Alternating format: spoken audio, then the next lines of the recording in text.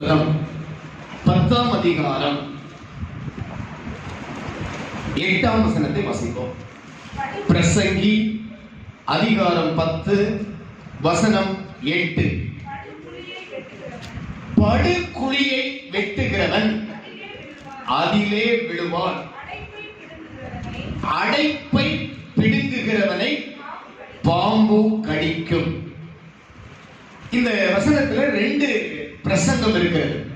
முதல் பிரசங்கம், படுகுழியை வெட்டுகிறவன் அதிலே விழுவான், அது ஒரு பிரசங்கம். இன்னொரு பிரசங்கம் இருக்கிறது, அடைப்பை பிடுங்குகிறவனை பாம்பு கடிக்கும். இதுல 2வது பிரசங்கத்தை இன்றைக்கு நான் உங்களோடு கூட செய்ய ஆவியானவரால் உந்தப்படுகின்றேன். நான் சொல்லித் தருவதை பின்னாடி திரும்ப சொல்ல வேண்டும். அடைப்பை பிடுங்குகிறவனை பாம்பு கடிக்கும். பயமா தான் இருக்கு, அந்த வசனம் அப்படிதான் சொல்லுது, சொல்லத்தான் செய்யணும். திரும்ப சொல்லுவோம். அடைப்பை பிடுங்குகிறவனை பாம்பு கடிக்கும். இல்ல சேர்ந்து 3 தடவை சொல்லுங்க பாப்போம்.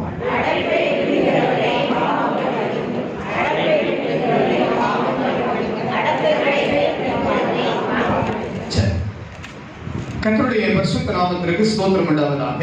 இந்த வசனம் ரொம்ப அழகாக இந்த ஞானி சொல்லுகின்றார், அடைப்பை பிடுங்குகிறவனை பாம்பு கடிக்கும்.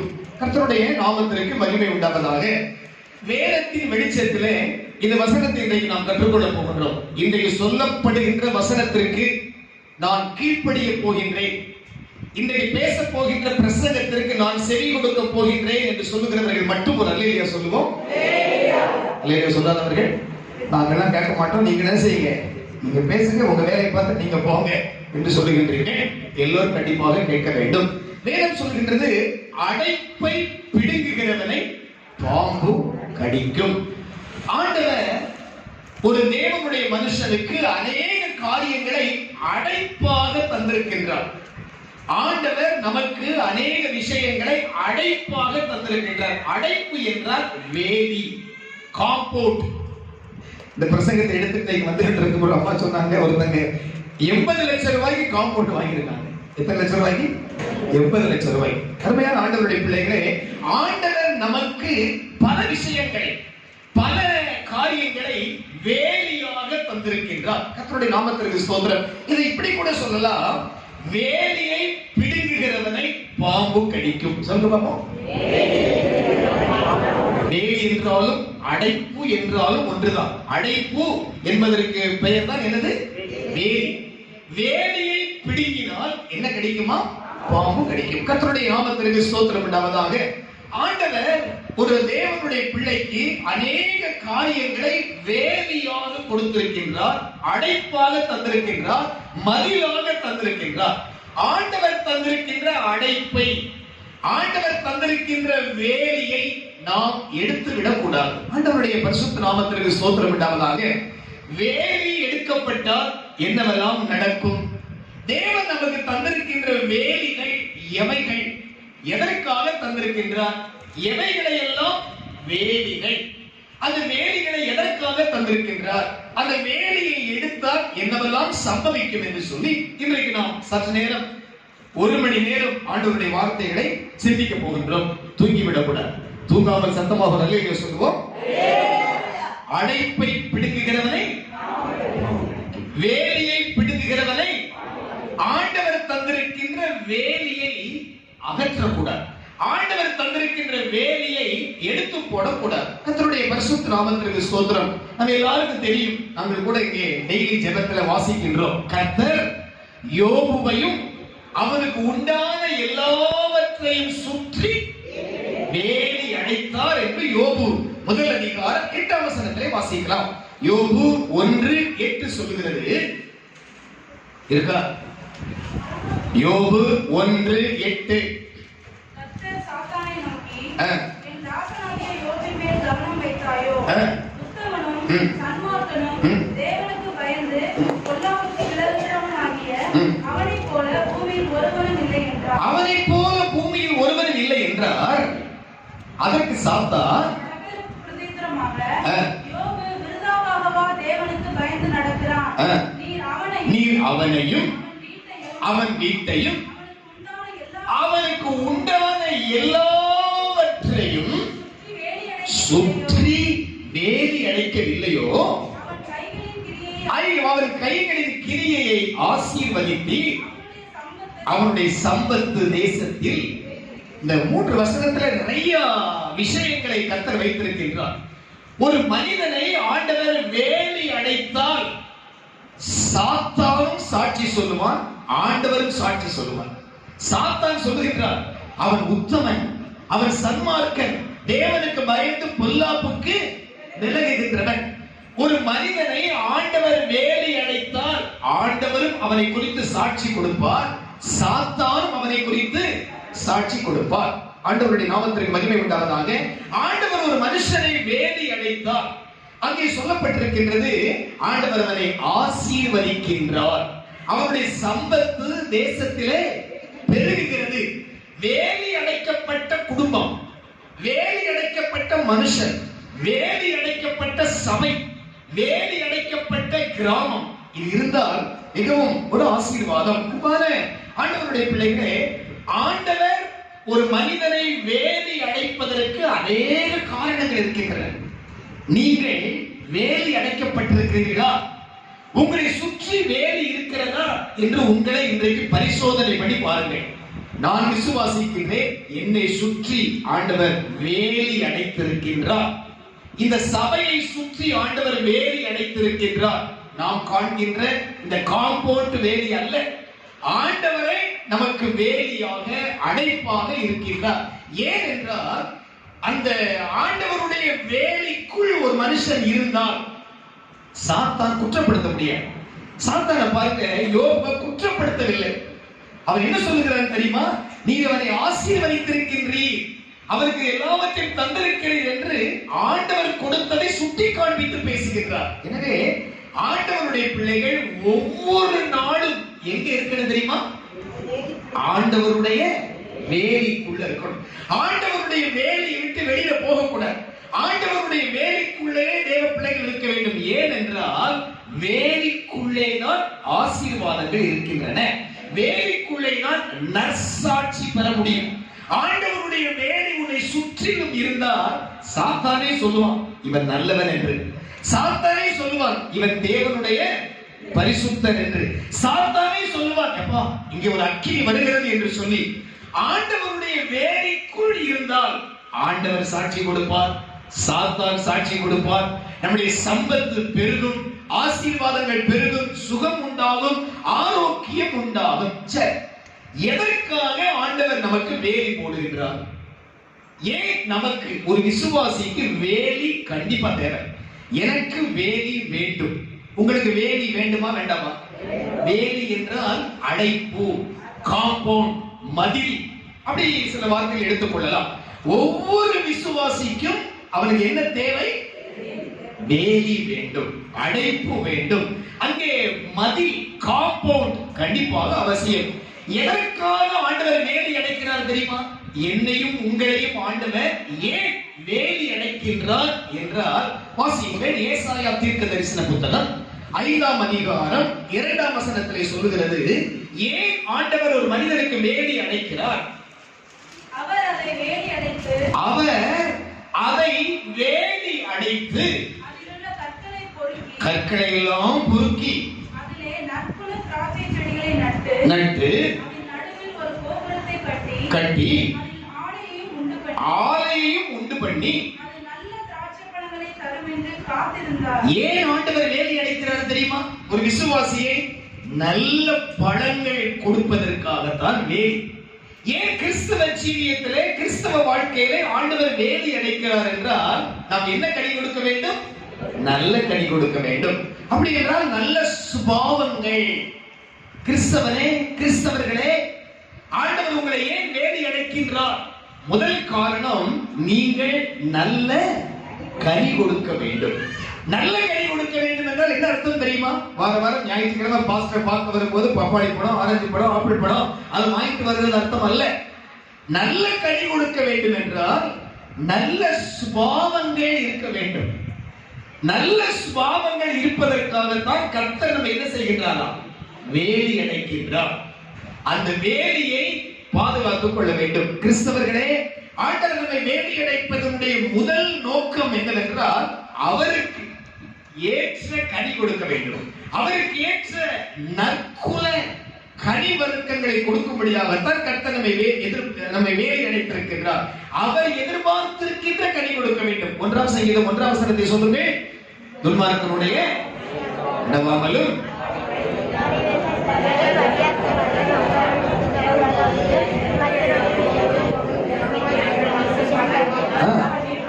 நீர்கால்களின் ஓரமாய் நடப்பட்டு தன் காலத்தில் தன் கனியை தந்து அந்த சீசனில் கனி கொடுக்க வேண்டும். அதற்குத்தான் வேலி. ஏன் ஆண்டவர் வேலி அடைக்கிறார் தெரியுமா? அந்த நேரத்தில் கனி கொடுக்க வேண்டும். நல்ல சுபாவங்கள் ஆண்டவருக்கு தேவை. ஆண்டவர் நல்ல சுபாவங்களை எதிர்பார்க்கின்றார். இன்றைக்கு கூட இந்த தோட்டத்தில் ஆண்டவர் வந்திருக்கிறார். எதற்கு தெரியுமா? நல்ல சுபாவங்களை பெற்றுக் கொள்ளும்படியா, நல்ல கனிகளை பெற்றுக் கொள்ளும்படியா ஆண்டவர் வந்திருக்கின்றார். நாங்கள் 15 வருஷம் கிறிஸ்தவர்கள், 20 வருஷம் கிறிஸ்தவர்கள், ஆனால் கனி இருக்கின்றதா? ஆண்டவர் எதிர்பார்க்கின்ற நல்ல சுபாவங்கள் இருக்கின்றதா? சபையே, விசுவாசியே, ஆண்டவர் உன்னை அழைத்து வைத்ததின் நோக்கம் நல்ல கனி தர வேண்டும், நல்ல கனி கொடுக்க வேண்டும். நல்ல மரம் நல்ல கனிகளை கொடுக்கும், கெட்ட மரம் கெட்ட கனிகளை கொடுக்கும். ஆண்டவர் நம்மை வேலி அடைத்ததின் நோக்கம் என்னவென்றால் நல்ல கனிகளை கொடுப்பதற்காகத்தான் ஆண்டவர் நம்மை வேலி அடைத்திருக்கின்றார். முக்கியமான சந்தர்ப்பத்தில் இந்த ஜெப கூட்டம் நடந்து கொண்டிருக்கிறது. இது நாளைக்கு நடக்க வேண்டிய ஜெப கூட்டம். மிக நெருக்கடியான காலகட்டமாக இருக்கிறபடினால் இன்றைக்கு இந்த ஜெப கூட்டம் நடந்து கொண்டிருக்கிறது. இது ஆண்டவர் நமக்கு கொடுத்த மிகப்பெரிய ஒரு கிருபை. ஒரு அல்லேலூயா சொல்லுவோம். இரண்டாவதாக, ஏன் கர்த்தர் நம்மை வேலி அடைத்திருக்கிறார் என்றால் உலகமெல்லாம் நாசம், அழிவு, ஆபத்து, அந்த கொரோனா என்கின்ற வியாதினால் நாளுக்கு நாள் மனுஷர்கள் செத்துக் கொண்டிருக்கின்றார்கள். முந்தா நாள் தெரிந்த ஒரு நண்பர் இறந்துட்டார். அதுக்கு முன்னாடி இன்னொரு நண்பர் இறந்துட்டார். செய்திகள் எல்லாம் தவறான துக்கமான செய்திகள் வந்து கொண்டிருக்கின்றன. ஆங்காங்கு மரணங்கள் நடந்து கொண்டிருக்கின்றன. ஆனால் ஆண்டவர் உங்களையும் என்னையும் வேலி அடைத்து பாதுகாத்திருக்கிறார். ஒரு அல்லேலூயா சொல்லலாமா? என்ன அடைத்து பாதுகாத்திருக்கிறார்? வேலி அடைத்து. எதற்கு தெரியுமா வேலி அடைத்திருக்கிறார்? அழிவு வந்து கொண்டிருக்கின்றது, ஆபத்து வந்து கொண்டிருக்கின்றது, சங்கார தூதன் நடந்து கொண்டிருக்கின்றார். அவைகளை காப்பாற்றுவதற்காக ஆண்டவர் நம்மை, சபையை, பட்டணத்தை என்ன போட்டிருக்கின்றார்? வேலி அடைத்து பாதுகாத்திருக்கின்றார். வாசியுங்கள். எசேக்கியேல் 22ஆம் அதிகாரம் 30ஆம் வசனம் இதை குறித்து சொல்லுகிறது. எசேக்கியேல் 22:30. நான் தேசத்தை அழிக்காதபடிக்கு நிலத்திலே நிற்கவும் சுவரை அழிக்கவும் தக்கதாக ஒரு மனுஷனை தேசத்தை அழிக்கப் போகின்றேன், தேசத்தை நாசம் பண்ண போகின்றேன். அப்படி தேசத்தை நான் அழிப்பதற்கு உங்களுக்கு என்ன தேவையா? உங்கள் சுவர் அடைக்கப்பட வேண்டும், உங்களுக்கு ஒரு வேலி உண்டாக வேண்டும். ஆண்டவர் அழிவுக்கு முன்னதாக எச்சரிப்பு கொடுக்கின்றார். அதாவது ஒரு மாபெரும் அழிவு வரப்போகிறது, அதுக்கு தப்பித்துக் கொள்வதற்கு நீ எங்கே ஓடி ஒளிந்து கொள்? வேலிக்குள் ஒளிந்து கொள், அடைப்புக்குள் ஒளிந்து கொள். அந்த வசனத்தை மறுபடியும் வாசிக்கலாம். நான் தேசத்தை அழிக்காதபடிக்கு நிற்கவும் சுவரை அடைத்துக் கொள், உன்னுடைய வேலிக்குள் நீ ஒளிந்து கொள். நான் தேசத்தை அழிக்கப் போகின்றேன், நான் தேசத்திலே ஒரு சந்தானத்தை வருவிக்கப் போகின்றேன். எனவே தேவ பிள்ளையே, நீ எங்கே ஓடி ஒளிந்து கொள் என்று ஆண்டவர் சொல்கின்றார்? வேலிக்குள், அடைப்புக்குள் ஒளிந்து கொள் என்று ஆண்டவர் சொல்கின்றார். அழிவுக்கு தப்புவதற்கு நாம் எங்கே போக வேண்டும்? வேலிக்குள் போக வேண்டும். கர்த்தருடைய நாமத்திற்கு மகிமை உண்டாவதாக. ஆண்டவர் நமக்கு சில வேலிகளை தந்திருக்கிறார். ஆண்டவர் தந்த வேலியை நாமே சில நேரங்கள்ல, தம்பி வெளியே போக கூடாது, தம்பி பக்கத்துல உட்கார், தம்பி உட்கார். ஆண்டவர் தந்த வேலியை நாமே பிச்சு எறியக்கூடாது. இன்னைக்கு நிறைய ஆண்டவருடைய பிள்ளைகள் ஆண்டவர் போட்டிருக்கிற வேலிய புடுங்கி எரிஞ்சுறாங்க. கர்த்தர் உங்களுக்கு வேலி அடைத்திருக்கிறார். கர்த்தர் உங்களை சுற்றி வேலி அடைத்திருக்கிறார். எத்தனை பேர் நம்புறீங்க? என்னை ஆண்டவர் வேலி அடைத்திருக்கிறார் சொல்ற ஒரு அழகிய சொல்வோம். சுற்றிலும் பாருங்கள், மக்கள் அழிந்து கொண்டிருக்கிறார்கள். உங்கள் கண்களை ஏறெடுத்து பாருங்கள், ஜனங்களுடைய வீடுகளிலே மரண ஓலம், ஜனங்கள் தத்தளித்துக் கொண்டிருக்கிறார்கள். ஆனால் ஆண்டவர் நம்மை சுகமாய் வைத்திருக்கின்றார். இதுக்கு பேர் தாங்க என்னை வேலி அடைத்து பாதுகாத்திருக்கிறார். என்னை சுற்றிலும் வேலி அடைத்திருக்கின்றார். யோபுவை வேலி அடைத்தது போல, யோபுவை பாதுகாத்தது போல அஜாக்கிரதையாக இருக்க வேண்டாம். நன்றி உள்ள இதயத்தோடு கூட இருங்கள். அரசாங்கம் பயந்து கொண்டிருக்கின்றது, அதிகாரிகள் நடுங்கிக் கொண்டிருக்கின்றார்கள். என்ன செய்வது என்று தெரியவில்லை, இந்த நோயை கட்டுப்படுத்த முடியவில்லை. ஆனால் ஆண்டவருடைய பிள்ளைகளை ஆண்டவர் இரக்கமாய் கிருபையாய் எப்படி பாதுகாத்திருக்கிறாரா? வேலி அடைத்து பாதுகாத்திருக்கின்றார். ஆண்டவர் கொடுத்திருக்கிற வேலியை நாம ஜாக்கிரதையாய் பாதுகாத்துக் கொள்ள வேண்டும். கர்த்தருடைய நாமத்திற்கு ஸ்தோத்திரம். ஒரு 4-5 வேலியை சுட்டி காண்பிக்க போகின்றேன். ஆண்டவர் நமக்கு தந்த வேலி என்ன, அதை சரியாய் புரிந்து கொண்டால் அதை நம்ம ரொம்ப கவனமாய் பாதுகாத்துக் கொள்வோம். அதை ரொம்ப ஜாக்கிரதையாய் பாதுகாத்துக் கொள்வோம். முதலாவதாக, ஆண்டவரே எனக்கு வேலியாக இருக்கின்றார். ஒரு ஆமென் என்று சொல்வோம். கர்த்தர் தான் எனக்கு வேலி. வேற எந்த மருந்து மாத்திரை, மருத்துவர்கள், மனுஷர்கள், பதவி, பட்டங்கள் எதுவும் அல்ல. ஆண்டவர் தான் எனக்கு வேலியாக இருக்கின்றார். ஆண்டவர் தான் எனக்கு மறைவிடம். ஒரு பக்கத்தில் 1000 பேரும் 10,000 பேர் விடுவார்கள், விழுந்துட்டு இருக்கிறார்கள். பக்கத்தில் ஆயிரக்கணக்கான மக்கள் மடிந்து கொண்டிருக்கிறார்கள். வலதுபுறத்தில் 10,000 மக்கள் விழுந்தாலும் அது உன்னை அணுகாது. ஏன் என்றால் ஆண்டவரே என்னை சுற்றி எப்படி இருக்கின்றார்? வேலியாக இருக்கின்றார். என்னை சுற்றி ஆண்டவர் வேலியாக இருக்கின்றார். வாசியுங்கள். 125ஆம் சங்கீதம் 2ஆம் வசனத்தை வாசிக்கலாம்.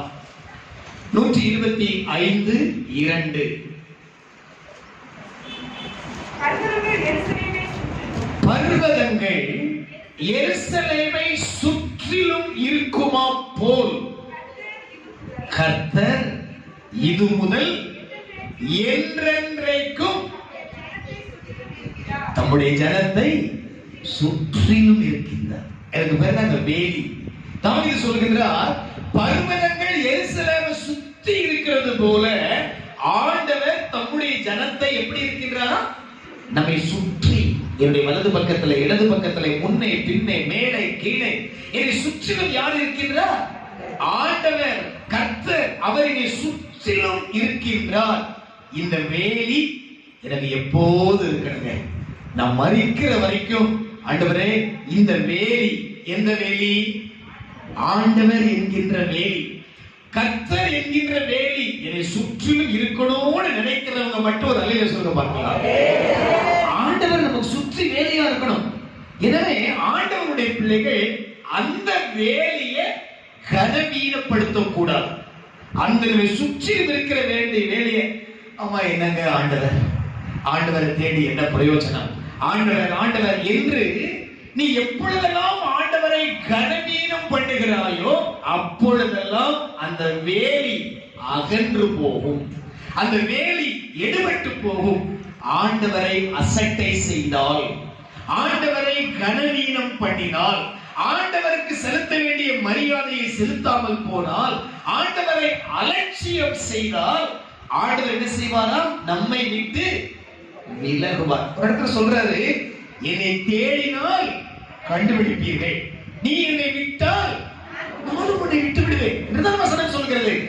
ஆண்டவரை பயபக்தியாய் கட்டி பிடிக்க வேண்டும், ஆண்டவரை பயபக்தியாய் பற்றி பிடிக்க வேண்டும். அவரை விட்டு விலகக்கூடாது. எந்நாளும் எப்பொழுதும் அவரோடு கூட ஒன்றித்து இருக்க வேண்டும். கர்த்தருடைய பரிசுத்த நாமத்திற்கு மகிமை உண்டாவதாக. அன்பான ஆண்டவருடைய பிள்ளைகளே, ஆண்டவருடைய வேலியை விட்டு வெளியே வரக்கூடாது. ஆண்டவர் தாங்க அந்த வேலியை விட்டு எந்த ஒரு பிள்ளை வெளியே வருகிறதோ அங்கே ஆபத்து இருக்கிறது, அங்கே பிசாசு இருக்கிறது, அங்கே சத்துரு இருக்கின்றான். எனவே ஆண்டவர் என்கின்ற அந்த சுற்றுச்சுவரை விட்டு வெளியே வராதீங்க. தாவீது சொல்கிறார், கர்த்தரை எப்போதும் எனக்கு முன்பாக வைத்திருக்கின்ற, எனவே நான் என்ன செய்யப்படுவதில்லை, அசைக்கப்படுவதில்லை. ஆண்டவர் நமக்கு முன்னாடி வச்சிருக்கணும். என்னுடைய முன்னும் பின்னும் மேலும் கீழும் சுற்றிலும் ஆண்டவர் எனக்கு வேலையாக இருக்கின்றார். இன்றைக்கு ஒரு விசுவாச வார்த்தையை சொல்லுகின்றேன். இப்போ உங்களை சுற்றிலும் ஆண்டவர் வேலி அடைத்து பாதுகாத்திருக்கிறார். தைரியமாய் புறப்பட்டு செல்லுங்கள். கர்த்தர் உங்கள் பட்சத்தில் இருக்கின்றார். கர்த்தர் உங்களோடு கூட இருக்கின்றார். ஆனால் அந்த ஆண்டவரை உதாசீனப்படுத்தி விடக்கூடாது. அந்த ஆண்டவரை கனவீனப்படுத்தி விடக்கூடாது. அந்த ஆண்டவரை என்னங்க ஆண்டவர் என்று சொல்லிவிடக்கூடாது. அதை பற்றி ஒரு நாள் மல்கியா புஸ்தகத்திலே சொல்லப்பட்டிருக்கிறது. 3 வார்த்தை ஒரு நாள் சமயம் கிடைக்கும் போது நான் பேச விரும்புகின்றேன். ஆண்டவரை அலட்சியம் செய்யாதீர்கள், ஆண்டவரை கனவீனப்படுத்தாதீர்கள், ஆண்டவரை வருத்தப்படுத்தாதீர்கள். யாரை வருத்தப்படுத்தாதீங்க? ஆண்டவரை வருத்தப்படுத்த கூடாது. அவர் பெரியவர், அவர் சர்வ வல்லவர், அவர் மகத்துவம் நிறைந்த ஆண்டவர். எனவே ஆண்டவருடைய பிள்ளைகளே, என்னை சுற்றிலும் ஆண்டவர் எனக்கு எப்படி இருக்கிறார்? வேலியாக இருக்கிறார். நீ வேலியை எடுத்தால் பக்கத்திலே யார் ரெடியா நிற்கிறார்? பாம்பு. அடைப்பை பிடிக்கிறவனை பாம்பு கடிக்கும். ஆண்டவரை சுற்றிலும் வைத்துக்கொள். ஆண்டவரை நீ விட்டு விலகினால் கெர்ச்சிக்கிற சிங்கம் போல யாரை விழுங்கலாமோ என்று பிசாசானவன் சுற்றித் திரிகிறான் என்று சொல்லி பைபிள் வசனம் சொல்லுகிறது. எனவே அருமையானவர்களே, ஆண்டவர் நமக்கு தந்த வேலிகளில் முதலாவது வேலி ஆண்டவரே எனக்கு வேலி. அந்த வேலியை கடந்து சாத்தான் வர முடியாது. யோபுவையும் அவனுக்கு உண்டான எல்லாவற்றையும் சுற்றி ஆண்டவர் என்ன செய்திருந்தார்? ஆண்டவரே அவனுக்கு வேலியாக இருந்தார். எனவே சாத்தான் அவனை தொட முடியல, பிசாசு அவனை தொட முடியல. கர்த்தர் நமக்கு வேலியாக இருக்கணும். அடிக்கடி ஜெபத்துல சொல்லுங்க, கர்த்தாவே நீரே என் வேலி, நீரே என் அடைப்பு, நீரே என் அடைக்கலம் சொல்லி பாருங்க. அவர் நமக்கு வேலியாக இருப்பார், அவர் நமக்கு அடைப்பாக இருப்பார், அவர் நமக்கு பக்கபலமாக இருப்பார். முதலாவதாக ஆண்டவர் நமக்கு வேலி. இரண்டாவதாக ஒரு வேலியை வாசிப்போம். ஏசாயா தீர்க்க தரிசன புத்தகம் 26 முதல் வசனம். ஏசாயா 26:1. பாடப்படும் பாட்டாவது வெள்ளக்கார நகரம் நமக்கு உண்டு, வெற்றிப்பையே அதற்கு மதிக்கும். இங்கே ஒரு மதில், ஒரு வேலியை குறித்து ஏசாயா தீர்க்கதரிசி சொல்கிறார். அது என்ன வேலியா? ரட்சிப்புதான் வேலி. முதல்ல எது வேலி என்று பார்த்தோம்? ஆண்டவரே வேலி. தூங்காமல் பிரசங்கத்தை கவனிப்போம். ஆண்டவரே நமக்கு வேலியாக இருக்கின்றார். இரண்டாவதாக யார் நமக்கு வேலி? ரட்சிப்பு. இயேசு கிறிஸ்துவை சொந்த ரட்சகராக ஏற்றுக்கொள்ளும் போது பாவ மன்னிப்பு வருகிறதே, அந்த ரட்சிக்கப்படுகின்றமே, அது நமக்கு மதில்ங்க, அது நமக்கு வேலி. அது மட்டுமல்ல, ரட்சிக்கப்பட்ட பின்பு ஞானஸ்நானம் எடுக்கின்றமே, அந்த ஞானஸ்நானம் நமக்கு வேலியாக இருக்கின்றது. ஞானஸ்நானம் எடுத்தவர்களே தைரியம் கொள்ளுங்கள். நீங்க எடுத்த ஞானஸ்நானம் உங்களுக்கு எப்படி இருக்கிறது? வேலி. அது மட்டுமல்ல, பரிசுத்தாவின் அபிஷேகம் அது ஒரு வேலி. பூரணமாகுதல், உபதேசத்தை கேட்க கேட்க மாற்றம் வருகிறதே, அந்த பரிபூர்ணம் அடைகின்றமே, பரிசுத்தம் அடைகின்றமே, அதுக்கு பேர் தான் வேலி. ரட்சிப்பு என்கின்ற வேலிய உதாசீனப்படுத்திராதீங்க. ஆண்டவருடைய நாமத்திற்கு ஸ்தோத்திரம். ஆண்டவர் கொடுத்த ரட்சிப்பை இழந்துடாதீங்க. ஆண்டவர் கொடுத்திருக்கின்ற பாவ மன்னிப்பை நஷ்டப்படுத்தி விடாதீங்க. நிறைய பேரு உலக சுகபோகங்களுக்காக, சொந்த பந்தங்களுக்காக, உற்றார் உறவினர்களுக்காக தான் பெற்ற ரட்சிப்பையே இழந்துருவாங்க. மற்றவர்களுக்காக, பணத்துக்காக, கொஞ்ச நேரம் இன்பத்திற்காக தான் பெற்ற ரட்சிப்பின் சந்தோஷத்தையே என்ன செய்து விடுவார்கள்? நஷ்டப்படுத்தி விடுவார்கள். அருமையானவர்களே, ஆண்டவர் கொடுத்த ரட்சிப்பை இழந்து விடாதே. ஆண்டவர் கொடுத்த ரட்சிப்பை நீ இழந்தால், அந்த வேலையை பிடுங்கினால், அடைப்பை பிடுங்குகிறவனை அங்கே சத்துரு இருக்கின்றார், கெர்ச்சிக்கிற சிங்கம் போல. எனவே என்னுடைய ரட்சிப்பு நிறைவேற, ரட்சிப்பு நிறைவேற, ரட்சிப்பு நிறைவேற, வசனம் தெரியாதுங்க. ரட்சிப்பு நிறைவேற பிரயாசப்படுங்கள். ரட்சிப்பு பூரணமாவதற்கு ஆண்டவருடைய பிள்ளைகள் முயற்சி செய்ய வேண்டும். ஆண்டவருடைய நாமத்திற்கு ஸ்தோத்திரம் உண்டாவதாக. எனவே இரண்டாவதாக ரட்சிப்பு ஒரு மதில். நான் இயேசு கிறிஸ்துவை ஏற்றுக்கொண்டேனே, அப்பொழுதே என்னை சுற்றிலும் என்ன வந்திருக்கின்றது? ஒரு மதில், ஒரு கோட்டை, ஒரு சுவர், ஒரு வேலி அதை என்னை சுற்றிலும் இருக்கின்றது. எனவே நாம் தைரியம் கொள்வோம், கர்த்தர் நம்முடைய வேலியாக இருக்கின்றார். இரண்டாவதாக ரட்சிப்பு. நம்ம அந்த பாவ மன்னிப்பு இருக்கிறதே, ஆண்டவரிடமிருந்து பெற்றுக்கொண்ட அந்த நித்திய ஜீவன் இருக்கின்றதே, அது மதில், அது சுவர், அது வேலி. அதை இழந்து போகாதீர்கள். மூன்றாவது முக்கியமான காரியங்களை வாசிப்போம். 62ஆம் அதிகாரம் ஏசாயா 6ஆம் வசனம். வாசிக்க சிரமம் இருந்தால் நானே வாசித்துக் கொள்கின்றேன். 62ஆம் அதிகாரம் ஏசாயா 62ஆம் அதிகாரம் 6ஆம் வசனம் விதமாக சொல்லுகிறது, எருசலேமே உன் மதில்களின் மேல் பகல் முழுதும் ரா முழுதும் ஒரு காலும் மௌனமாயிராத ஜாமக்காரரை கட்டளையிடுகின்றேன். மூன்றாவது நமக்கு மதில், அதுல மதில்ங்கிற வார்த்தை வருகிறது. அந்த மதில் யார் தெரியுமா? அந்த சுவர், அந்த வேலி யார் தெரியுமா? ஒரு உண்மையான ரட்சிக்கப்பட்ட தேவனுடைய பிள்ளைகளுக்கு ஆண்டவர் மதிலாக இருக்கின்றார்.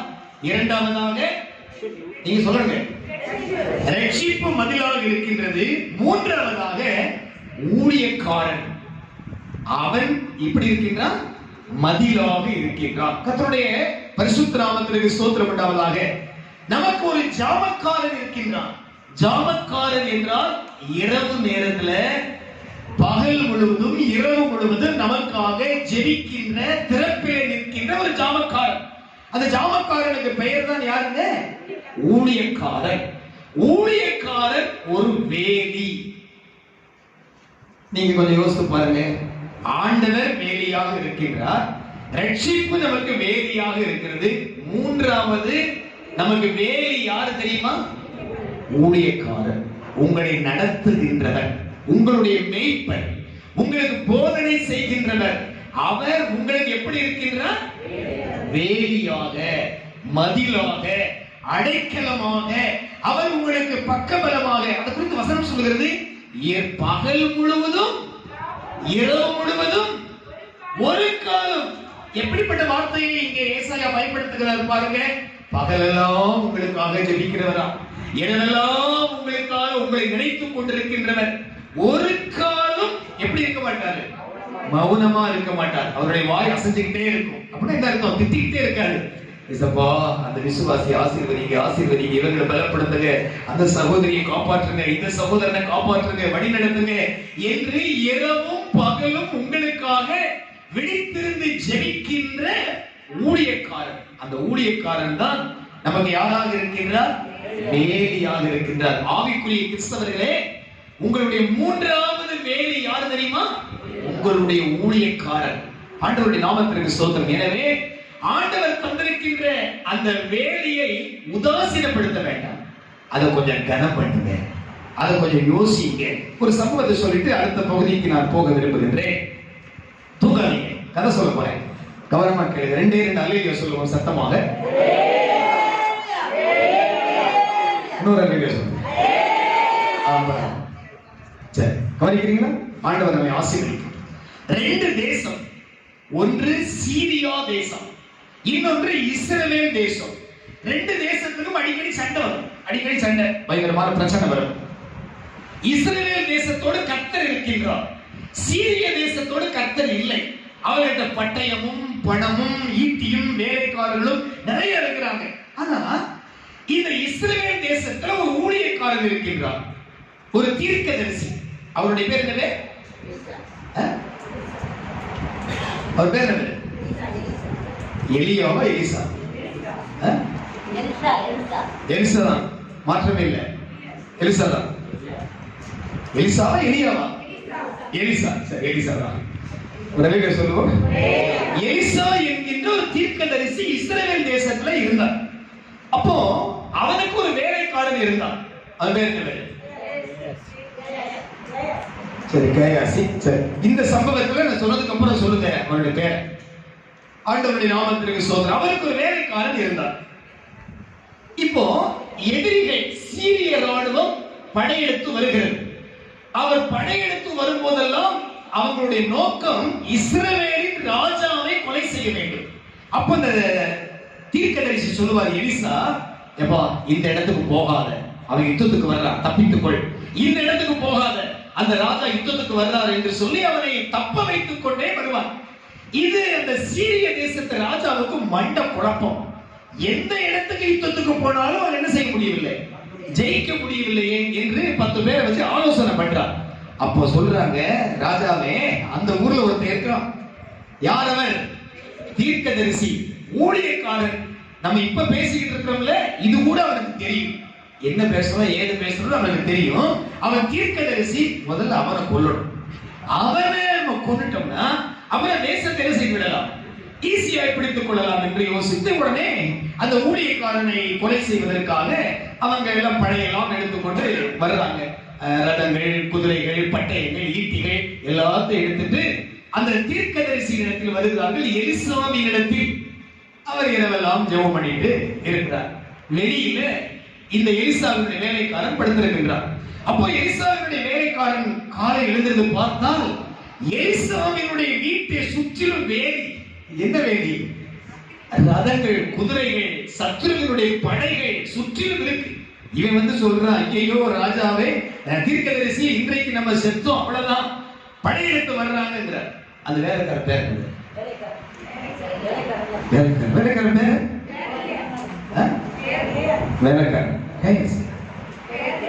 வேலைக்காரன் கேஎஸ் இல்ல, அந்த வேலைக்காரன் இருக்கு. அந்த வேலைக்காரன் இப்ப வீட்டு வைக்க சொல்றத கேளுங்க. இப்போ அவன் சொல்றான், அந்த வேலைக்காரன் எலிசாவின் இடத்துல வந்து தீர்க்கதரிசியே நம்மை சுற்றி கூட இருக்கிறாங்க என்று. அப்பொழுது எலிசா ஜெபம் பண்றான், ஆண்டவரே இவனுடைய கண்களை திறந்தருளும் சொல்லி ஜெபிக்கிறான். திறந்து அவன் கண்கள் திறக்கப்பட்டதுக்கு அப்புறம் பார்த்தா இப்ப எலிசாவை சுற்றிலும் என்ன இருக்கிறாங்க? அக்னி ரதங்கள், அக்னிமயமான குதிரைகள். எலிசா வீட்டை சுற்றிலும் அக்னிமயமான ரதங்கள், குதிரைகள், ஆண்டவர் அவனை சுற்றிலும் இருக்கின்றார். அதுக்கப்புறம் யார் இருக்கிறார்? சீரிய ராஜாவினுடைய தளபதி இருக்கிறார். ஒன்றும் செய்ய முடியல, சண்டை போட முடியல. உடனே சிறை பிடிச்சிட்டான். எலிசா அத்தனை வரை பிடிச்சிட்டான். பிடிச்சிட்டு இயேசுவின் நாமத்தினால எல்லாருக்கும் என்ன உண்டாகட்டும், கண்மயக்கம் உண்டாகட்டும். ஒருத்தருக்கு கண்ணு தெரியல, எதிரிகளுக்கு என்ன ஆகி போச்சு, கண்ணு தெரியாம போயிடுச்சு. எலிசா எல்லாரையும் கூட்டிட்டு போய் ஒரு பட்டணத்துல விட்டுட்டு, ஆண்டவரே இப்பவே கண்ணெல்லாம் திறந்துருங்க அப்படிங்கிற. கண்ணெல்லாம் திறந்துருச்சு. இப்ப ராஜா கேட்கிறாரு, கொன்றட்டுமா? யாரு கேட்கிறார்? சீரியர் இஸ்ரவேலின் ராஜா. ஆண்டவரே, எஜமானனே, இவனை கொன்றட்டுமான்னு சொல்லி கேட்கிறார். அப்ப எலிசா ஒரு அற்புதமான காரியம் சொல்றாரு, கொல்ல வேண்டாம், இவர்களுக்கு என்ன கொடுங்க, விருது செய்யுங்க அப்படிங்கிறார். விருது பண்ணுங்க. என்னை கொல்ல வந்தவங்க, அழிக்க வந்தவங்க, விருந்து செய். உடனே ராஜா பெரிய விருந்து செய்து கொடுக்கின்றார். சரி, ஆனது பெரிய விஷயம், அதுக்கப்புறம் நான் போக வேண்டாம், வண்டி போயிட்டே இருக்கு. சரி, இப்ப எங்க வந்தோம்? ஆண்டவருக்கு ஸ்தோத்திரம். ஊழியக்காரருடைய ஜெபத்தை ஆண்டவர் கேட்கின்றவர். ஊழியக்காரன் அவனுக்கு மதிலாக இருக்கின்ற ஆண்டவர். ஆண்டவருடைய பிள்ளைகளே, ஊழியக்காரனை ஆண்டவர் நமக்கு வேலியாக வைத்திருக்கின்றார். நமக்கு வேலி யார் தெரியுமாங்க? ஆண்டவர் நமக்கு தந்திருக்கின்ற ஊழியர். எனவே விசுவாசிகள் ஊழியக்காரனோடு கூட அந்யோன்யமாய், அப்படின்றால் இருதயத்துல ஐக்கியம் உள்ளவர்களாய், இருதயத்துல ஊழியக்காரனோடு கூட நல்ல அந்த தொடர்பிலே இருந்தால் அவர்கள் உங்களுக்கு வேலியாக இருப்பார்கள். நிறைய பேரு ஊழியக்காரரை கனவீனம் பண்ணுகிறீர்கள். அப்படி கனவீனம் பண்ணும் போதெல்லாம் ஆண்டவர் தருகிற வேலியை என்ன செய்றீங்க? தகர்த்து போடுறீங்க என்று அர்த்தம். ஆண்டவர் கொடுக்கின்ற ஆலோசனையை ஊழியக்காரனின் மூலமாய் சில நேரங்களில் ஊழியக்காரர் சில ஆலோசனை கொடுக்கும் போது ஏற்றுக்கொள்ள வேண்டும். கஷ்டமாயிருந்தாலும், நெருக்கமாயிருந்தாலும், நஷ்டமாயிருந்தாலும் ஊழியக்காரன் சொல்லுகின்ற நல்ல ஆலோசனையை ஏற்றுக்கொண்டால் அது உங்களுக்கு வேலியாக இருக்கும். சத்தமா அல்லேலூயா சொல்லலாமா? சில நேரம் துன்பமா கூட இருக்கலாம், சிலவற்றை இழக்க வேண்டியதாக கூட இருக்கலாம். பரவாயில்லைங்க, என்னுடைய ஊழியக்காரன் எனக்கு சொன்னால் அது தீமையாக இருக்காது. அது எப்படி இருக்கும்? நன்மையாக இருக்கும் என்றால் அது உங்களுக்கு ஆசீர்வாதமாக இருக்கும். நடத்திப்பை, அந்த ஆலோசனை, ஊழியக்காரனுடைய ஆலோசனை அபத்தமாக்க கூடாது. பரவாயில்ல, அதை ஏற்றுக்கொண்டு பாருங்களேன், அதை அங்கீகரித்து பாருங்களேன்.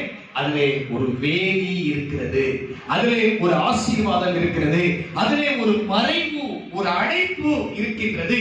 அவர் சொல்லுகின்றார், விசுவாசிகளை பார்த்து 2 கொரிந்தியர் 3ஆம் அதிகாரம் 2ஆம் வசனத்திலே பவுல் இவ்விதமாக எழுதுகிறார். 2 கொரிந்தியர் 3:2. எங்கள் இருதயங்களில் எழுதப்பட்டும் சகல மனுஷராலும் அறிந்து வாசிக்கப்பட்டும் இருக்கிற எங்கள் நிருபம் நீங்கள் தானே. பவுல் சொல்றார், கொரிந்து சபையாரை பார்த்து, எங்கள் இருதயத்தில் எழுதப்பட்ட நிருபங்கள் என்கின்றார். விசுவாசிகளை உண்மையான ஊழியக்காரன் எங்கே வைத்திருக்கின்றானோ? இருதயத்தில். நீங்க உங்க ஊழியக்காரனுடைய இருதயத்தில் இருக்கிறீர்களா? அருமையான ஆண்டவருடைய பிள்ளைகளே, பவுல் சொல்கின்றார், அப்படிப்பட்டவர்களை ஆண்டவர் வேலியாக வைத்திருக்கின்றார். உலகத்தில் எத்தனையோ ஊழியர்கள் இருக்கிறார்கள். நான் யாரையும் குறை சொல்ல இந்த இடத்துக்கு நான் வரவில்லை. ஆண்டவர் உங்களுக்கு கொடுத்திருக்கின்ற ஊழியனுடைய இருதயத்தில் நீங்கள் இருக்கின்றீர்களா? உங்களை குறித்து அவர் சந்தோஷப்படுகின்றாரா? உங்களை குறித்து அவர் மனவேதனைப்படுகின்றாரா? உங்களை குறித்து அவர் ஆறுதல் அடைகின்றாரா? உங்களை பார்க்கும் போது அவருடைய இருதயம் சந்தோஷப்படுகிறதா, சஞ்சலப்படுகிறதா? உங்களை பார்க்கும் போது அவருடைய இருதயம் பூரிக்கிறதா, ஒருவேளை வருத்தப்படுகிறதா? நீங்கள் எப்படி இருக்கிறீங்க? ஊழியருக்கு அவருடைய இருதயத்துல களிப்பாக இருங்கள், நோவாக இருக்காதீர்கள். ஊழியக்காரனை கனவீனப்படுத்தாதீர்கள். ஊழியக்காரனை அலட்சியம் செய்யாதீர்கள். கேள்வி கேட்காதீர்கள். ஆண்டவருடைய நாமத்திற்கு ஸ்தோத்திரம். ஏனென்றால் ஊழியக்காரனை ஆண்டவர் நமக்கு யாராக வைத்திருக்கின்றார்? மதிலாக. என்னுடைய ஆலோசனையை கேட்கிறவர்களுக்கு ஆலோசனை கொடுத்து கொண்டே இருப்பேன். என் ஆலோசனையை உதாசீனப்படுத்துகிறவர்களுக்கு நான் ஆலோசனை கொடுப்பதில்லை. என்னை ஏற்றுக்கொள்கிறவர்களுக்கு ஆண்டவருடைய வார்த்தையை சம்பூர்ணமாய் கொடுக்கின்றேன், கண்டிக்கிறேன், அவர்களை திட்டுகிறேன், அவர்களுக்காக தேவ சமூகத்தில் இருக்கின்றேன். ஆனால் என்னை அங்கீகரிக்காதவர்களுக்கு நான் உபதேசம் பண்ணுவதில்லை. என்னை அங்கீகரிக்காதவர்களுக்கு அவர்களை அங்கீகரிக்க முடியாது. எனவே ஆண்டவருடைய பிள்ளைகளே, ஊழியக்காரனை இருதயத்திலே நீங்கள் இருக்க வேண்டும். உங்களுக்காக ஜெபிக்கும் போது அடிக்கடி சொல்றேன், விசுவாசிகளுக்காக ஜெபித்துக் கொண்டே வரும்போது சில விசுவாசிகளுக்காக ஜெபிக்க ஒரு ஆனந்தம் உண்டாகும், ஒரு மகிழ்ச்சி உண்டாகும். சில விசுவாசிகளுக்காக ஜெபிப்பதற்கு பாரம் உண்டாகும். அவங்களை காப்பாற்றணும், அவங்களை மாற்றும் ஆண்டவரே, அவர்களை சரிப்படுத்த ஆண்டவரே.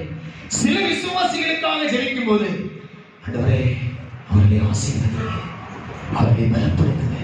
சில விசுவாசிகளுக்காக ஜெபிக்கும் போது இன்றைக்கு இவர்களை மாற்றப் போகிறீர்கள் ஆண்டவரே, இன்றைக்கு இவர்கள் மாறப் போகிறார்கள், இன்றைக்கு இவர்கள் சபைக்கு தூணாக மாறப் போகிறார்கள். அன்புக்குரிய விசுவாசிகளே, உங்கள் ஊழியர் உங்களை நினைத்து சந்தோஷப்பட வேண்டும். உங்கள் ஊழியர் உங்களை நினைத்து ஆனந்தம் அடைய வேண்டும். சத்தமா ஒரு அல்லேலூயா சொல்வோமாக. அப்படிப்பட்ட ஒரு ஜீவியத்தை ஆண்டவருடைய பிள்ளைகள் செய்ய வேண்டும். அப்படிப்பட்ட ஒரு ஜீவியத்தை தேவ பிள்ளைகள் தன்னுடைய வாழ்க்கையை கடைபிடிக்க வேண்டும். ஊழியனை ஆண்டவர் நமக்கு வேலியாக தந்திருக்கின்றார். ஊழியனை ஆண்டவர் நமக்கு அடைப்பாக தந்திருக்கின்றார். ஒருவர், யாரோ ஒருவர், என் சபை விசுவாசியே கிடையாது, எங்கேயோ ஒருத்தர் பார்க்கும் போது அவர் நான் பேசுவேன், நம்ம சபைக்கு வர மாட்டார், நம்ம சபை விசுவாசி இல்லை. அவருடைய மகளுக்கு டெலிவரி, போன் போடுறார், 4 நாளா போன் போடுறார், இரவு பகல போன் போடுறார், ஐயா ஜெபம் பண்ணிக்கோங்க, ஐயா ஜெபம் பண்ணிக்கோங்க, ஐயா ஜெபம் பண்ணிக்கோங்க. எனக்கு அவருக்கு ஜெபிப்பதற்கு தெரியவில்லை. ஏனென்றால் தெரியவில்லை. உள்ளதை சொல்லுங்க, தெரியல. முதல் நாள் சொல்றார், ஜெபம் பண்ணிட்டேன். ஜெபத்துல நிறைய இதங்கள் இருக்கு தெரியுமா உங்களுக்கு? ஜெபிக்கிறவங்க தெரியுமா? ஆண்டவரே அந்த ஆசீர்வதிங்க. மறுபடியும் கூப்பிட்டார், போன் போட்டார், மறுபடியும் கூப்பிட்டார், மறுபடியும் கூப்பிட்டார், மறுபடியும் கூப்பிட்டே இருந்தார். அப்பொழுதுதான் ஒரு நாள் திடீர் என்று சொல்லி ஜெபிக்க வேண்டும் என்கின்ற ஒரு ஆவல் எனக்கு வந்தது. ஒரு நாள் நடு இரவு எழுந்திருந்தேன். அவர் சொன்ன பேர் எனக்கு ஞாபகம் வந்துச்சு, ஆனந்தி. அந்த சகோதரிக்காக ஜெபிக்கணும். அவர் யாருன்னு பார்த்திருக்க, ஒரு தடவை பார்த்திருக்கிறேன். ஆண்டவரே, அந்த சகோதரியை ஆசீர்வதிங்க, பலப்படுத்துங்க, சுகப்பிரசவத்தை கட்டளையிடுங்க, காத்துக்கொள்ளுங்க. என்னையும் அறியாமல் ஏதோ ஒரு பாரம் என்னை அழுத்தினது. மறுநாள் காலையில போன் பண்ணார், ஐயா என்னுடைய மகளுக்கு குழந்தை வந்துருச்சு, ஞாயிற்றுக்கிழமை முட்டாய் வாங்கி தரேன். ஞாயிற்றுக்கிழமை என்ன வாங்கி தரேன்? முட்டாய் வாங்கி தரேன். நான் ஏன் சொல்லுகிறேன் என்றால், பாரம் இல்லாத என்னை கூட ஆண்டவர் என்ன செய்ய சொல்லுகின்றார்? பாரப்படுத்துகிறார். ஜெபி ஜெபி ஜெபி ஜெபி. மறுபடி ஜெபித்தேன். அப்பதான் யோசித்தேன், 4 நாளைக்கு முன்னாடி என்ன செஞ்சிருக்கலாம்? ஜெபிச்சிருக்கலாம்ல. இருக்கட்டும், இதே இது என் பிள்ளைகளாக இருந்தால் நான் ஜெபிக்காம இருப்பேனா? இப்ப நீங்க இருக்கிறீங்க, பாஸ்டர் எனக்காக ஜெபம் பண்ணுங்கன்னு சொல்றீங்க வச்சுக்கோங்க. ஜெபம் பண்ணாம இருந்திருப்பேனா? இருக்க முடியாது. தான் ஆடாவிட்டாலும் அப்படி படமொழி சொல்லுவாங்க. ஏன் இதை சொல்ல வருகிறேன் என்றால், உனக்காக ஜெபிக்கிற ஒருவர் இருக்கிறார், உனக்காக அழுகின்ற ஒருவர் இருக்கிறார். நான் உங்களை பார்த்து சரியா பேச மாட்டேன், சரியா விசாரிக்க மாட்டேன், ஒன்றே ஒன்று செய்கின்றேன், உங்களுக்காக திறப்பிலே இருக்கின்றேன். இரவும் பகலும் ஆண்டவர் சமூகத்துல. இன்றைக்கு காலையில கூட கிட்டத்தட்ட கொஞ்ச நேரம் ஒரு குறிப்பிட்ட நபருக்காக ஜெபிக்க ஆண்டவர் என்னை ஏறினார். அப்படியே எங்க வீட்டு அந்த வரண்டாவில நடந்து ஜெபித்தேன். ஜெபத்தை நிறுத்தவே முடியல. அவ்வளவு ஒரு ஜெப ஆவி. ஜெபித்தேன் ஜெபித்தேன் ஜெபித்தேன் ஜெபித்தேன் ஜெபித்தேன். அவருக்கு என்ன பிரச்சனையோ தெரியல, என்ன போராட்டமோ தெரியல, ஜெபித்துக் கொண்டே. ஏன் இதை சொல்லுகிறேன் என்றால், நம்முடைய ஊழியக்காரனோடு கூட நமக்கு நல் மனம் பொருந்த வேண்டும். சின்ன பிரச்சனையா நேரம் வந்து, பாஸ்டர் உங்க மேல எனக்கு கசப்பு, மன்னிச்சுக்கோங்க அப்படி என்று ஊழியக்காரனோடு கூட அந்த ஒப்பந்தமாகிட வேண்டும். ஊழியக்காரனுக்கும் விசுவாசிக்கும் எந்த விதத்திலேயும் சின்ன கசப்பு வந்துவிடக் கூடாது. சத்தமா ஒரு அல்லேலூயா சொல்லுவோம். நேரம் பாய்ஸ். முதலாவதாக வேலி. என்ன வேலி? ஆண்டவரே வேலியாக இருக்கின்றார். இரண்டாவதாக ரட்சிப்பு நமக்கு வேலியாக இருக்கின்றது. மூன்றாவதாக ஊழியன், அவர் நமக்கு மதிலாக, அது நமக்கு வேலியாக இருக்கின்றார். நான்காவது வாசிக்கலாம். 1 தீமோத்தேயு 2ஆம் அதிகாரம் 1-2 வசனங்களை வாசிக்கலாம். 1 தீமோத்தேயு 2ஆம் அதிகாரம் 1-2. நான் பிரதானமாய் சொல்கிறது என்னவெனில், எல்லா மனுஷத்தாலும் விண்ணப்பங்களையும் ஜெபங்களையும் வேண்டுதல்களையும் ஸ்தோத்திரங்களையும் பண்ண வேண்டும். நாம் எல்லா பக்தியோடும் நல்ல ஒழுக்கத்தோடும் கலகமில்லாமல் அமைதியுள்ள ஜீவனம் பண்ணுவதற்கு நமக்கு ஜெபம் அவசியம். இது என்ன சொல்லுகிறார் என்றால், ஜெபம் ஒரு மதில். நம்முடைய ஜெப ஜீவியம் இருக்கின்றதே, அது ஒரு வேலி. நீங்க ஜெபிக்கிறீர்களா? டெய்லி ஜெபிக்கிறீங்களா? கையை தூக்குனா கொஞ்சம் பேர் தான் கை தூக்குவீங்க, வேண்டாம். டெய்லி ஜெபிக்கணும். ஜெபம் எப்பொழுதெல்லாம் ஏறெடுக்கின்றோமோ அப்பொழுதெல்லாம் நம்மை சுற்றிலும் என்ன வருகிறது? மதில், அடைப்பு, கோட்டை, வேலி உண்டாகிறது. ஆண்டவருடைய நாமத்திற்கு ஸ்தோத்திரம் உண்டாவதாக. எப்பொழுதெல்லாம் நீ ஜெபிக்கிறாயோ அப்பொழுதெல்லாம் நீ வேலி அடைக்கப்படுகின்றாய். எப்பொழுதெல்லாம் ஜெபத்தை நிறுத்துகிறாயோ அப்பொழுதெல்லாம் வேலி எடுக்கப்படுகிறது. சத்தமா அல்லேலூயா சொல்லுவோம். நான் சொன்ன வார்த்தை திரும்ப எல்லாரும் சேர்ந்து சொல்லுங்க பாப்போம்.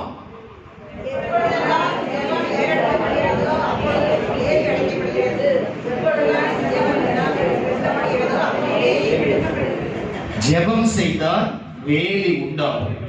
ஜெபம் இல்லை என்றால் ஆட்டோமேட்டிக்கா அந்த வேலி கழன்றும். இல்ல போல்ட் கழன்றுச்சுன்னு சொல்லி, அதுபோல ஜெபம் இல்லைன்னா அவ்வளவுதான். ஜெபம் இருக்க வேண்டும். ஒவ்வொருவருக்கும் ஜெப ஜீவியத்தை காத்துக்கொள்ள வேண்டும். நீங்கள் ஜெபம் பண்ணி பாருங்க, உங்களை அறியாமலேயே ஒரு பாதுகாப்பை உணர்வீர்கள், உங்களை அறியாமலேயே ஒரு அழைப்பை உணர்வீர்கள், ஒரு வேலியை உணர்வீர்கள். ஜெபிக்கிறவர்கள் வேலிக்குள் இருக்கிறார்கள், ஜெபிக்காதவர்களை வேலி அகற்றப்படும். எனவே ஆண்டவருடைய பிள்ளைகள் நல்ல ஜெபம் செய்ய வேண்டும். ஜெபிங்க. தனியா இருக்கும் போது, வீட்டுல இருக்கும் போது, கிளம்பும் போது, படுக்கும் போது, சாப்பிடும் போது ஜெபம் ஜெபம் ஜெபம் ஜெபம். எங்கே ஜெபம் இருக்கிறதோ அங்கே வேலி அடைக்கப்படும். டெய்லி ஜெபிக்கணுங்க. ஆண்டவர் சமூகத்துல ஜெபிக்கணும். மணிக்கணக்கா ஜெபிங்க. நேரம் ஒதுக்கி ஜெபிங்க. சாப்பிடுறதுல, ட்ரெஸ் பண்றோம், குளிக்கிறோம், அதெல்லாம் கரெக்ட் சரியாக செய்கின்றோம். அந்த ஜெபம் இருக்கிறதா? நிறைய பேருக்கு இல்லைன்னு தான் சொல்லுவீங்க. உங்க ஜெபத்தை கூட்டுங்கள். ஜெபம் இல்லாத வீடு அப்படின்னு அந்த காலத்துல சொல்லுவாங்க. எனவே ஜெபம் அவசியம் தேவை. ஒவ்வொரு விசுவாசியும் ஜெபிக்கணும். 1 மணி நேரமாவது முழங்கால் படிக்கிட்டு ஆண்டவர் சமூகத்துல ஜெபிங்க, ஸ்தோத்திரம் சொல்லுங்க, பாடுங்க, ஆண்டவரை மகிமைப்படுத்துங்க. எனவே ஜெபம் தான் நம்முடைய வேலி, ஜெபம் தான் நம்முடைய அடைப்பு, ஜெபம் தான் நம்முடைய அடைக்கலம். எனவே இன்றிலிருந்து என்ன செய்ய ஆரம்பிங்க? ஜெபம் பண்ண ஆரம்பிங்க. இதிலிருந்து 1 மணி நேரம் கதவை அடைச்சு ஆண்டவர் சமூகத்துல நல்ல ஸ்தோத்திரம் பண்ணுங்க. இப்ப யாரு ஜெபம் பண்றீங்கன்னு உங்க முகத்தை பார்த்து நான் கண்டுபிடிச்சிருக்கேன். சொல்லட்டுமா? வரிசையா எங்க இருந்து யார் தனித்தனியா ஜெபம் பண்றீங்கன்னு சொல்லட்டா? இங்க இருந்து சொல்லிடுங்க. இங்க இருந்து சொல்ல ஆரம்பிக்கணுமா? சொல்லிடுறேன். இங்க இருந்து யார் தனியா ஜெபம் பண்றீங்க? ஜெபிக்கிறவர்களுடைய முகத்துல தெரியுங்க. தெரியுமா உங்களுக்கு? நீங்க ஜெபம் பண்ணி பாருங்க. நீங்க ஜெபம் பண்றதுக்கும் ஜெபம் பண்ணாம இருக்கிறதுக்கும் வித்தியாசத்தை கண்டுபிடிச்சிடலாம். எனவே ஆண்டவருடைய பிள்ளைகள் எப்பொழுதும் ஜெபிக்க வேண்டும். ஆண்டவர் சமூகத்திலே கர்த்தருடைய சன்னிதானத்திலே காத்திருக்கணும். எனவே ஜெபம் என்பது நம்முடைய வேலி. அஞ்சாவதாக முதல்ல என்னது? ஆண்டவரே நம்முடைய வேலியாக இருக்கின்றார். ரட்சிப்பு நம்முடைய வேலியாக இருக்கிறது. ஊழியக்காரன் வேலியாக இருக்கின்றார். ஜெபம் வேலி. அஞ்சாவது சங்கீதம் 32 அதிகாரம் 10 வசனத்தை வாசிப்போம். சங்கீதம் 32:10.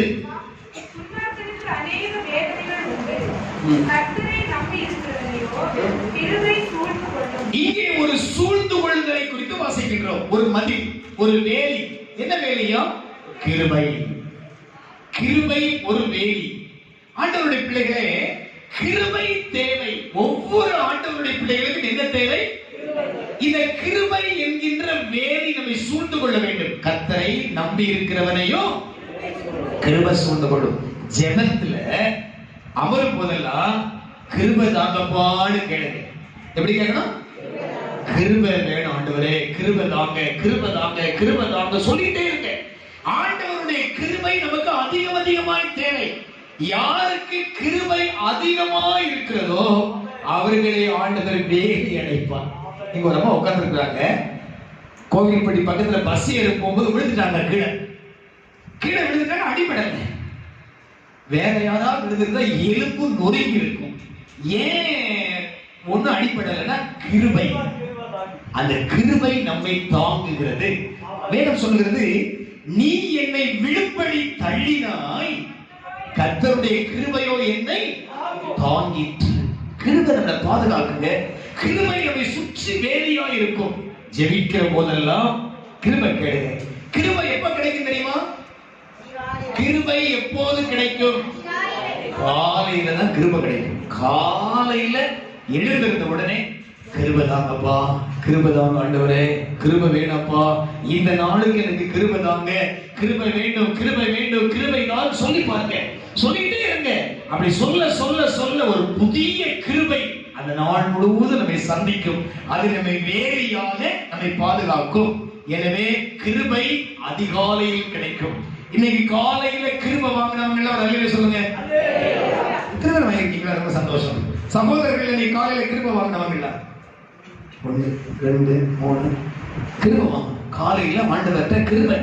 இந்த பிரசாதம் கொடுப்பாங்க. அதுபோல ஆண்டவரே கிருபை தாங்க, கிருபை தாங்க, கிருபை வேணும், கிருபை வேணும், கிருபை வேணும், கிருபை வேண்டும். ஆண்டவருடைய கிருபை ஓ மேல சம்பூர்ணமாக இருந்தால் வாதை உன் கூடாரத்தை பொல்லாப்பு உனக்கு. அந்த கிருபை நமக்கு வேணுங்க. கிருபையை நஷ்டப்படுத்தாதே. நிறைய பேரை கர்த்தர் கிருபை தந்திருக்கிறாரு. அந்த கிருபையை இழந்து விடுகின்றோம்.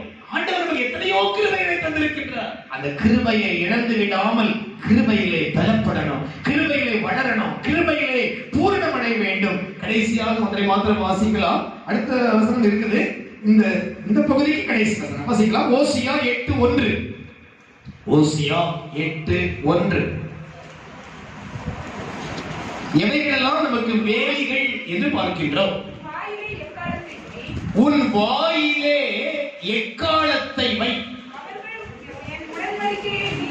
என் உடன்படிக்கையை மீறி என் நியாய பிரமாணத்திற்கு விரோதமாக கர்த்தருடைய வீட்டிலே சத்துரு கழுகை போல பறந்து வருகிறார். எங்க பறந்து வர்றான்? கர்த்தருடைய வீட்டுல. கர்த்தருடைய வீடுனா யாரு? நம்மதான். நம்மதான் கர்த்தருடைய வீடு. இந்த வீட்டுக்கு மேல யார் பறந்து வர்றாமா? சத்துரு பறந்து வருகின்றார். இதுக்கு ஒரு பதில் போடணும். எப்படி பதில் போடுவது? சுற்றிலும் பதில் போடலாம். ஆனா இப்ப சத்துரு எங்க வர்றான்? சுத்தி மதில் இருக்கிறதுனால எங்க ஓடி வர்றான்? மேல கூடி வர்றான். இப்ப அங்கேயும் ஒரு பதில் போட வேண்டும். மேல மேல கூரை. இங்க எப்படி பதில் போடுவது? முதல் வசனத்தை மறுபடியும் வாசிக்கலாம். எக்காலத்தை வை.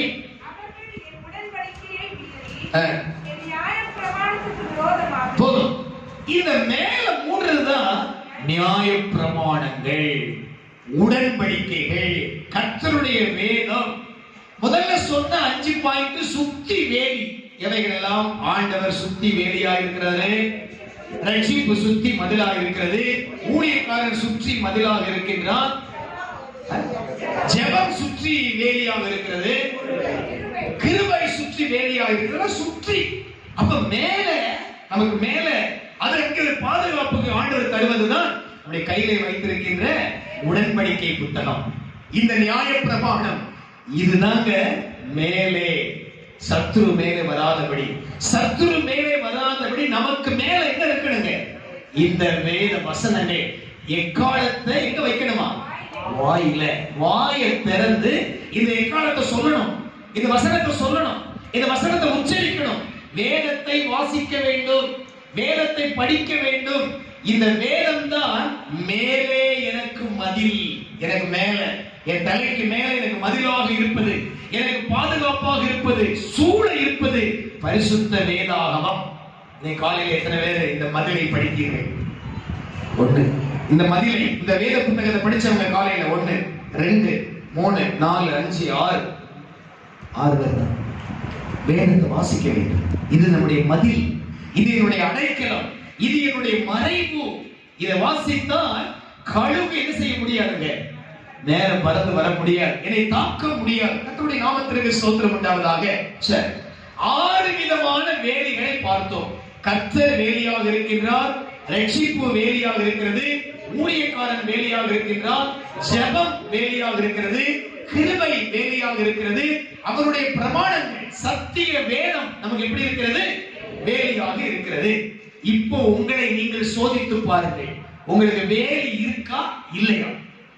நிறைய பேருக்கு நிறைய வேலி இல்ல. சிலருக்கு ஒரு வேலி இருக்கும், சிலருக்கு 2 வேலி இருக்கும். 6 வேலியும் இருக்கணும். எனக்கு 6 வேலியும் இருக்கிறது என்கின்றவர்கள் ஒரு அல்லேலூயா சொல்லுங்க. அல்லேலூயா. கொஞ்சம் பேர் நீங்க ஆண்டவர் உங்களை ஆசீர்வதிக்கட்டும். இந்த வேலி இல்லை என்றால் என்ன நடக்கும் என்பதை கொஞ்ச நேரத்துல ஒரு 10 நிமிஷத்துல முடிச்சிடுறேன்.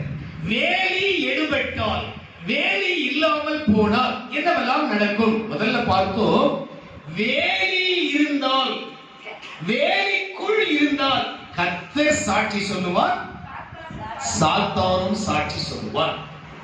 எப்பொழுது நீங்கள் வேலிக்குள்ள இல்லையோ ஊரெல்லாம் உங்களை பேசுவார்கள், அவமானமாய் பேசுவார்கள், சாட்சி கெட்டு போகும். எப்பொழுது? வேலி ஈடுபட்டால். ஒரு மனிதனுடைய வாழ்க்கையில வேலி இல்லை என்றால் சாட்சி இருக்காது. ஆண்டவர் சாட்சி கொடுக்க முடியாது. சத்துரு அவப்பெயர் கொண்டு வந்து விடுவான். எனவே வேலி ஈடுபட்டால் முதல் சம்பவம் பெயர் கெட்டு போகும், நற்சாட்சி கெட்டு போகும், சாட்சியை இழந்து போகும். எப்போ தெரியுமா? வேலி ஈடுபட்டால். இரண்டாவதாக அந்த வசனத்தை, சொந்த வசனத்தை மறுபடியும் சொல்லுவோம். முதல் சொன்ன வசனத்தை, அடைப்பை பிடுங்குகிறவனை, யார்கிட்ட வேலி இல்லையோ அவங்க என்ன கடிக்குமா? பாம்பு கடிக்கும் சொல்லிட்டாரு சொல்லி யோசிக்காதீங்க. அந்த பாம்பு சொல்லல. பாம்பு என்றால் என்னது? சத்துரு, சாத்தான், பிசாசு, வஞ்சகன். யார் வேலிக்குள் இல்லையோ அவர்கள் சாத்தானுடைய வாய்க்குள்ள மாட்டிக்கிடுவாங்க. சில நேரங்கள்ல சாத்தான் அந்த தவளையை பிடிச்சிருக்க பாத்தீங்களா? பிடிச்ச உடனே தவளை என்ன செய்யும்? ஒரு விதமான ஓசை எழுப்பும். அதுபோல பிசாசின் தந்திரங்களுக்குள் மாட்டிக்கொள்ளாதீங்க.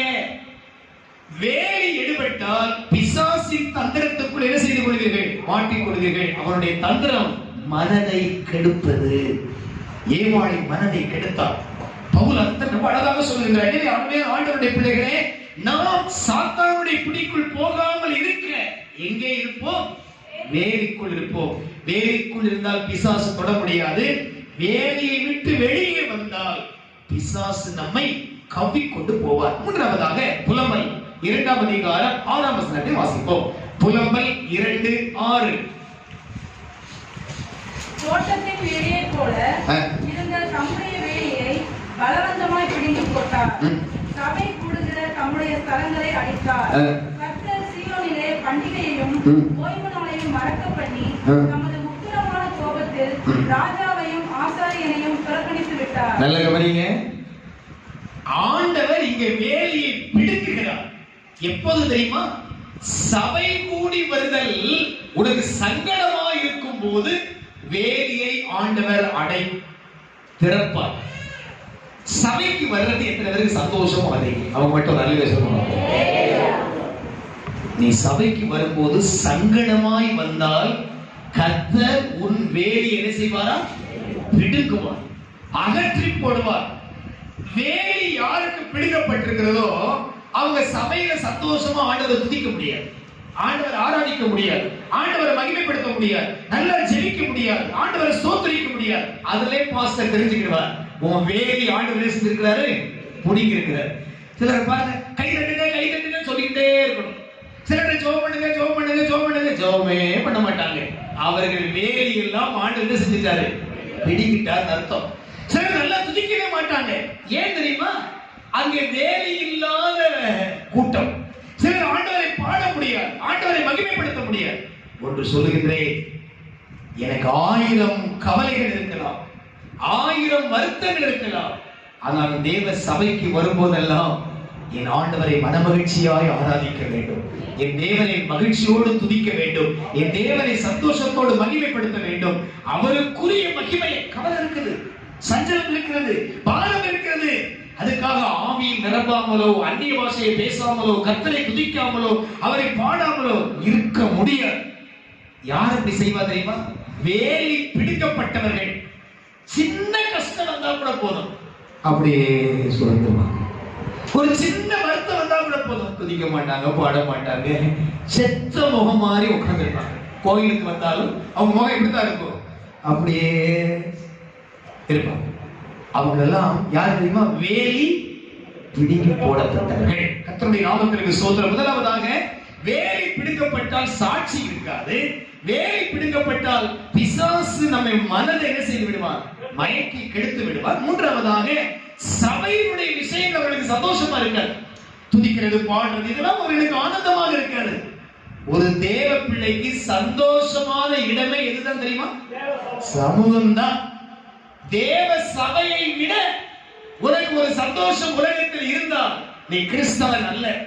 ஒரு அல்லேலூயா சொல்லுங்க பாப்போம். சத்தியமான வார்த்தை.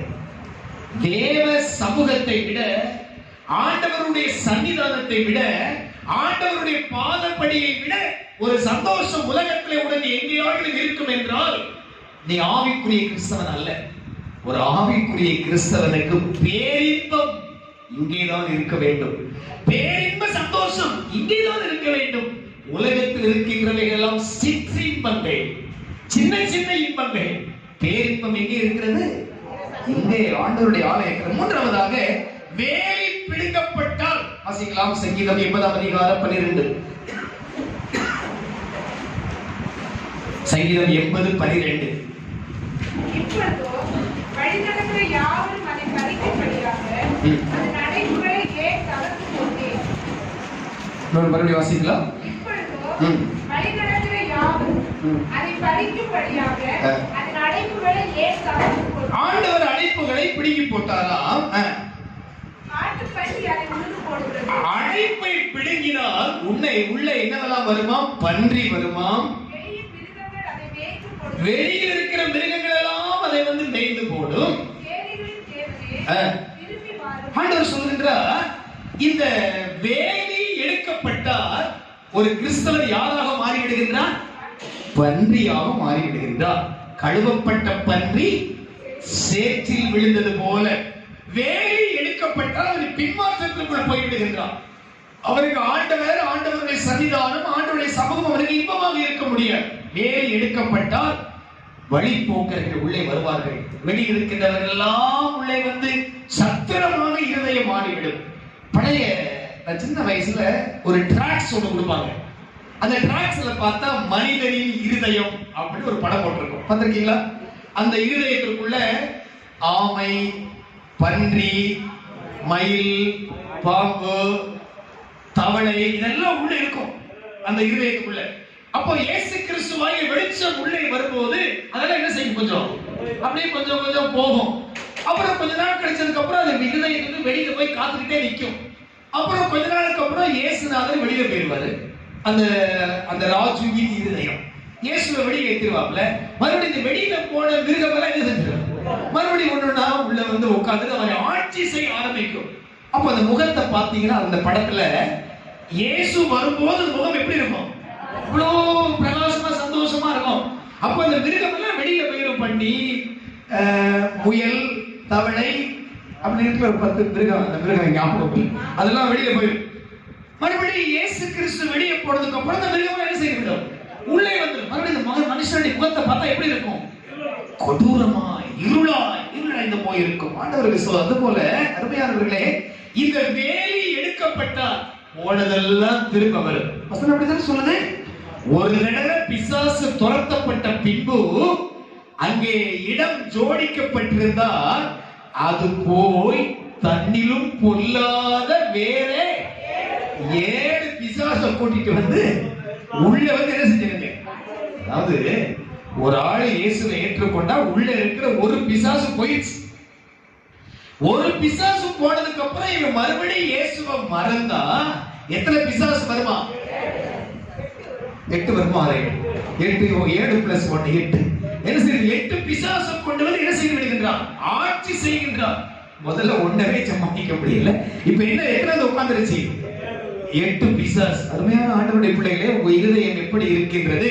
வேலி அடைக்கப்பட்டிருக்கிறதா, வேலி பிடிக்கப்பட்டிருக்கின்றதா? ஏசாயா 5ஆம் அதிகாரம் 15ஆம் வசனம் சொல்லுகின்றது, அந்த வேலியை எடுக்கப்பட்டால் என்னெல்லாம் சம்பவிக்கும் என்று வசனம் சொல்லுகின்றது. ஏசாயா 5:15. சிறியவன் தாழ்த்தப்படுவான், பெரியவனும் தாழ்ச்சி அடைவான். 5 வசிக்கலாம். இப்போதும் என் திராட்சை தோட்டத்துக்கு செய்ததை உங்களுக்கு அறிவிப்பேன். அந்த அந்த வேலியை எடுத்து போடுவேன். வேலியை எடுத்தால் என்ன செய்யப்படும், மேய்ந்து போடப்படும். அதன் அடைப்பை தகர்ப்பேன். அப்படியே கீழே படிச்சு பாருங்க, வீட்டுல போய் படிச்சு பாருங்க, அதனுடைய சம்பவங்கள் எல்லாம் தெரியும். ஆண்டவருக்கு ஸ்தோத்திரம் உண்டாவதாக. எனவே ஆண்டவர் வைத்த வேலியை பத்திரமா பாதுகாத்துக் கொள்ளுங்க, அதை காப்பாற்றிக் கொள்ளுங்க. ஆண்டவர் உங்களை வேலி அடைத்திருக்கின்றார். அருமையான தேவனுடைய பிள்ளைகளே, இது கடைசி காலம். நல்ல பழங்களை தருவதற்காக கர்த்தர் நம்மை வேலி அடைத்திருக்கின்றார். அடைப்பை பிடுங்குகிறவனை பாம்பு கிடைக்கும். கர்த்தர் நமக்கு வேலி அடைத்திருக்கின்றார். யோபை அவனுக்கு உண்டான எல்லாவற்றையும் ஆண்டவர் வேலி அடைத்தார். சாட்சி சொன்னார் ஆண்டவர், சாத்தானும் சாட்சி சொன்னார். ஆண்டவர் வேலி அடைத்தால் ஆசீர்வாதங்கள் பெருகும், சம்பத்து பெருகும், விருத்தி அடைவீர்கள். ஏன் ஆண்டவர் வேலி அடைக்கின்றார்? நல்ல பழங்களை கொடுக்க. நாம் வாசிக்கிறதை இதை தியானத்துக்கு கொண்டு வாங்க. நல்ல பழங்களை கொடுக்க வேலி அடைக்கின்றார். அழிவு வரப்போகிறது, நாசம் வரப்போகிறது.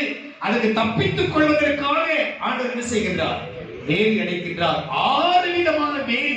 முதல்ல ஆண்டவரே நமக்கு வேலியாக இருக்கின்றார். இரண்டாவதாக 3, 4வது 5, 6 வேதம், நியாய பிரமாணம். இவைகள் தான் நமக்கு வேலியாக இருக்கின்றது. வேலி எடுபட்டால் பெயர் கெட்டு போகும், சாட்சி இழந்து போவோம்.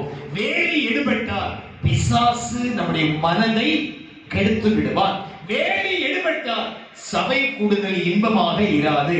வேலி எடுபட்டால் பன்றியை போல உழன்று மாறி போய்விடுவோம்.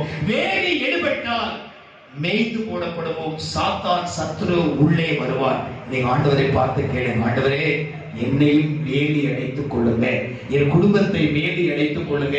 கேட்கலாம், மக்கள்களை முழங்கால் படி